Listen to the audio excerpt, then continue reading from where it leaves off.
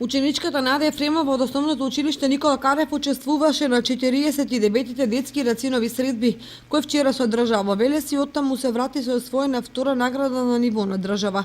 На 49 рацинови средби освои втората награда, а од 114 пристигнати творби во категоријата 8 и 9 оделение. Пишувавме на тема Мојата татковина, за убавините на татковината, минатото и нејзината сегашност. Посебно задоволство представуваше тоа што творбата ја прочитав на сокачето на поезијата пред куќата на Кочо Рацин, што ми даде посебен мотив и инспирација за понатомашно пишување.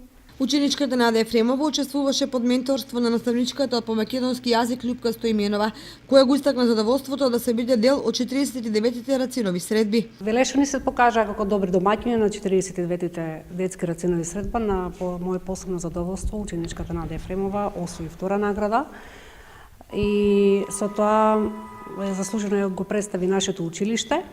А од друга страна, овие детски рацинови средби се секогаш збогатени со дружење со писатели, реномирани писатели од Македонија, што дава посебен поттик на самите ученици за нивно понатамошно пишување и творење, бидејќи и самите тие писатели ги слушаат нивните песни и ги охрабруваат да продолжат со пишување.